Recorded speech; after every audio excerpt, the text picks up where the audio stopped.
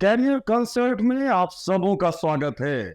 आज इस विशेष एपिसोड में हम लोग चर्चा करेंगे ईरान और इजराइल के बीच बढ़ रहे तनाव की। क्या यह तनाव सिर्फ एक राजनीतिक झड़प है या इसके पीछे कोई साजिश है? क्या कारण है इन दिनों दोनों देशों के बीच बढ़ रहे तनाव? क्या ये तीसरे विश्व युद्ध की आग है? एक तरफ जहां रूस और यूक्रेन के बीच जो युद्ध चल रहा है उससे संपूर्ण विश्व सकते में क्या फिर से विश्व युद्ध जैसी त्रासदी को मानव समुदाय झेलेगा? आइए आज हम इस विषय पर चर्चा करें और जानें कि इन दोनों देशों के बीच क्यों तनाव बढ़ रहा है, लगातार बढ़ रहा है। चलिए सबसे पहले हम लोग ईरान और इजराइल की पृष्ठभूमि को जानें ताकि हम लोग समझ पाए कि इन दोनों देशों के बीच आखिर तनाव की स्थिति क्यों बनी और क्यों इन दोनों देशों के बीच युद्ध अवश्यंभावी होता प्रतीत हो रहा है। आइए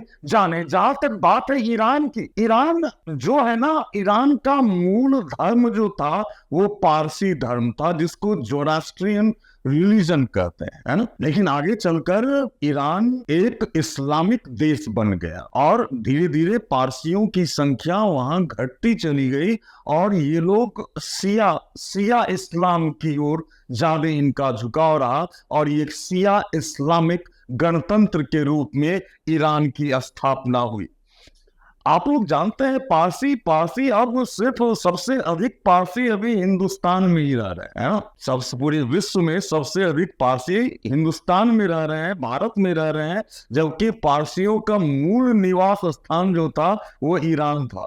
लेकिन अभी ईरान में शिया मुसलमानों की का तादाद जो है वो सबसे अधिक है। हालांकि कुछ यहूदी भी वहां रहते हैं, कुछ अरब देश के मुस्लिम्स भी रहते हैं, लेकिन शिया मुस्लिम जो है उसका तादाद सबसे अधिक ईरान में। अब हम अगर बात करें इजराइल की, तो इजराइल जो है वो यहूदियों का देश है, ये यहूदी धर्म है।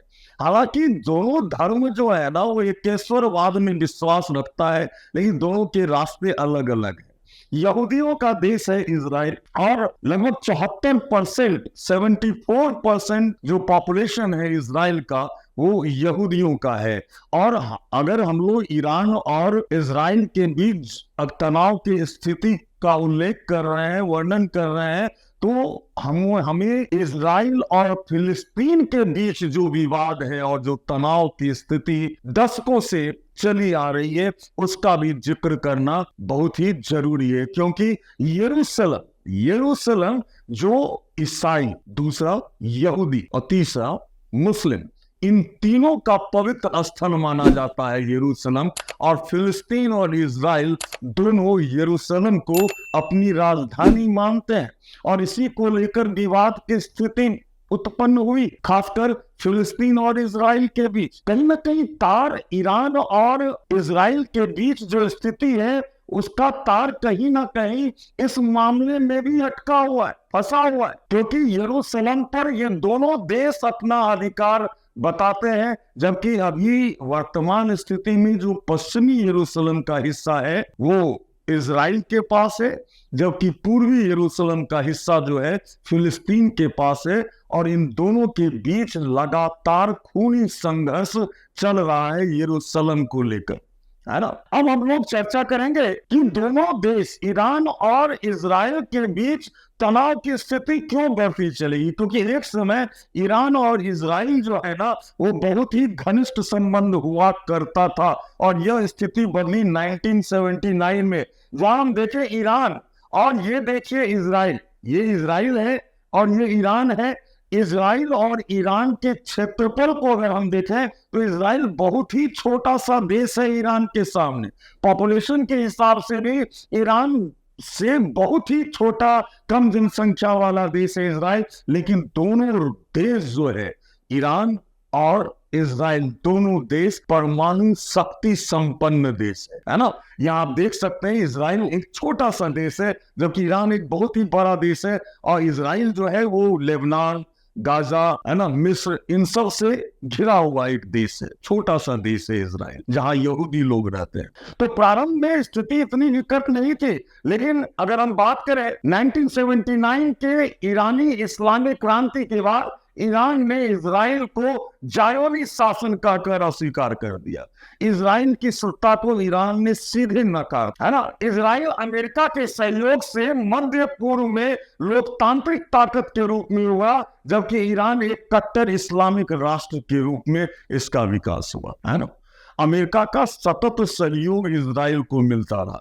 दोनों देश, चाहे हम ईरान की बात कहें या इजराइल की बात कहें, ये दोनों परमाणु दृष्टिकोण से एक संपन्न राष्ट्र है। दोनों देशों के पास परमाणु हथियार है, एटॉमिक वेपन्स दोनों देश के पास है ना। और अमेरिका प्रत्यक्ष रूप से इजराइल की मदद करता है। यह चीज ईरान को बहुत खटकने लगा। ईरान लेबनान के संगठन हिजबुल्लाह और गाजा के संगठन हमास, और ये तार यरूशलेम से फिलिस्तीन और इजराइल से जुड़ा हुआ है, क्योंकि जहां एक और लेबनान का संगठन जो हिजबुल्लाह है और गाजा का जो संगठन हमास है वो कट्टर शत्रु है किसका? इजराइल का। तो यह बात ईरान का इजराइल को पसंद नहीं था और दोनों के बीच तनाव बढ़ता चला गया। ईरान की बढ़ती परमाणु शक्ति भी इजराइल के लिए खतरा थी। ईरान के पास एटॉमिक वेपन्स बहुत अधिक संख्या में उपलब्ध है, वहां ड्रोन भी है, मिसाइल्स भी है। हालांकि टेक्नोलॉजी कहीं ना कहीं इजराइल का कंपैरेटिवली बेटर है, किससे? ईरान से, क्योंकि अमेरिका का बहुत मदद जो है वो इजराइल को मिलता है। ठीक है, अब सीरिया और लेबनान जो कंट्री है जो बिल्कुल इजराइल से सटा हुआ है, वहां पर ईरान का सैनिक छावनी जो है इन दोनों देश में है।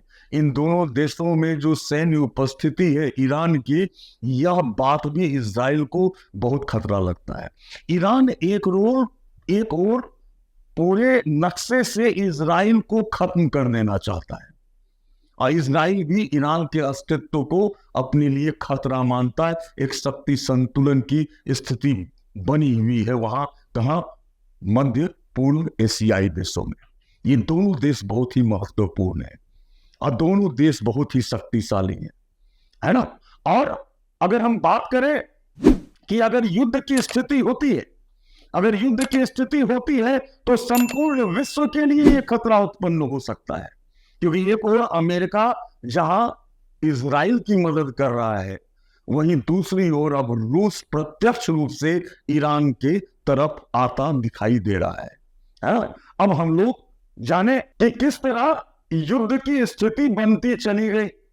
युद्ध की स्थिति बनी अप्रैल 2024 में इजराइल द्वारा सीरिया स्थित ईरानी वाणिज्यिक दूतावास पर हमला किया गया, जिसमें ईरान के 7 अधिकारी मारे गए। जवाब में ईरान ने भी इजराइल पर ड्रोन से और बैलिस्टिक मिसाइल से हमला किया, है ना। अब देखें कि अक्टूबर 2024 में ईरान ने फिर से इजराइल पर हमला किया। 13 जून 2025 से स्थिति और विकट होती चली गई, जब इजराइल ने ईरान के प्रमुख, जो स्थिति विकट हुई 13 जून 2025 को, जब इजराइल ने ईरान के प्रमुख परमाणु स्थलों पर अटैक किया। जो एटॉमिक रिसर्च सेंटर था, जहां पे परमाणु हथियार रखे हुए थे, वही हमला किया।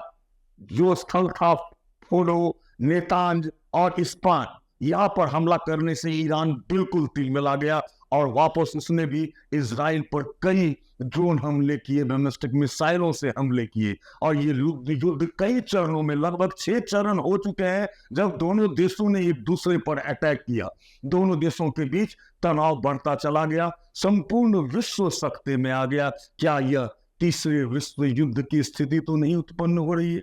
एक तरफ रूस और यूक्रेन के बीच जो तनाव लगातार कई वर्ष से बढ़ता चला जा रहा है और संपूर्ण विश्व दो खेमे में दिखाई पड़ रहा है। एक अमेरिका और यूरोपियन कंट्रीज है जो यूक्रेन के साथ है, दूसरी ओर रूस जो कि परमाणु शक्ति संपन्न देशों में सर्वोच्च स्थान रखता है। और अगर युद्ध की स्थिति बनेगी तो क्या यह विश्व रह पाएगा? क्या इस आतंक से संपूर्ण विश्व तो नहीं तबाह हो जाएगा? तृतीय विश्व युद्ध का यह आगाज तो नहीं? उस पर से ईरान और इजराइल के बीच ये जो मुद्दा है, ये कोई पॉलिटिकल मुद्दा नहीं, रिलीजन यहाँ मुद्दा है। क्योंकि जो कट्टर इस्लामिक कंट्रीज हैं, इस्लाम के थ्योरी ऑफ प्रिंसिप पर विश्वास करने वाले, जो प्राचीन काल से चला जा रहा है कि संपूर्ण विश्व में एक ही राज्य होगा वो इस्लामिक राज्य, एक ही धर्म होगा वो इस्लाम, एक ही धर्म ग्रंथ होगा वो कुरान, और एक ही जाति होगी वो मुसलमान।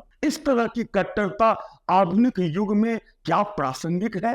अब अगर हम ईरान और इजराइल के युद्ध की बात करें, अगर युद्ध बढ़ता चला जाता है तो इसका क्या असर पड़ेगा? निश्चित रूप से मुद्रास्फीति की स्थिति आएगी, निश्चित रूप से महंगाई बढ़ेगी, है ना। शक्ति संतुलन को कायम रखने के लिए कहीं ना कहीं हर एक देश जो है वो किसी ना किसी का पक्ष लेगा और एक विश्व युद्ध की स्थिति उत्पन्न होगी। जो बाहर के लोग इन देशों में रहते हैं अपनी रोजी रोटी के लिए, उनके जान पर भी खतरा है। तेल का दाम, क्योंकि जितने भी ये सब देश है ना, वो पेट्रोलियम का केंद्र है, गढ़ है ये लोग। चाहे हम कुवैत की बात करें, ईरान की बात करें, इराक की बात करें, सऊदी अरब की बात करें, मैक्सिमम पेट्रोलियम की आपूर्ति इन्हीं देशों से होती है। निश्चित रूप से तेल के दाम भी बढ़ेंगे और सबसे अधिक खतरा है संपूर्ण मानव समुदाय पर, संपूर्ण विश्व पर खतरा है। इन स्थिति में भारत का स्टैंड क्या है? क्योंकि भारत का बेहतर संबंध ईरान के साथ भी है और इजराइल के साथ भी है। भारत तटस्थ है, लेकिन जहां गलत होगा वहां भारत जवाब देता है। भारत का इस बीच में खासकर हाल के वर्षों में इजराइल के साथ बहुत ही घनिष्ठ संबंध स्थापित हो चुका है। सैन्य मामलों से लेकर व्यापारिक मामलों में भी हम ये दोनों देश एक दूसरे को सहयोग कर रहा है।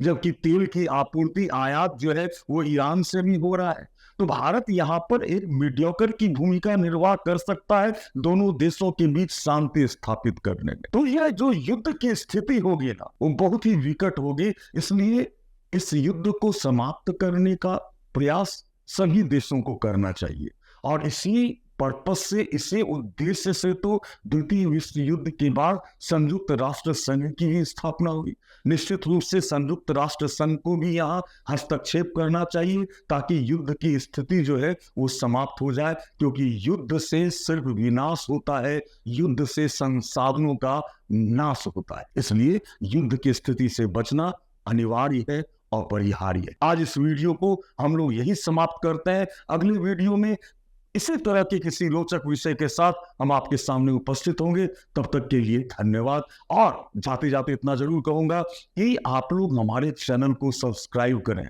और बेल बटन को अवश्य दबाएं, ताकि इस तरह की वीडियो जो आपके कॉम्पिटिटिव एग्जाम्स के लिए या आपके सामान्य ज्ञान के लिए बहुत जरूरी है, इंटरेस्टिंग सब्जेक्ट है, इंटरेस्टिंग टॉपिक से उस पर हम वीडियो लेके आते हैं आपके लिए, तो वो वीडियो आप तक सही समय पर पहुंच सके। इसलिए हमारे चैनल को सब्सक्राइब करें और हमें सलाह भी दें अपने मैसेज के द्वारा कि आप किस तरह का वीडियो और देखना चाहेंगे। धन्यवाद।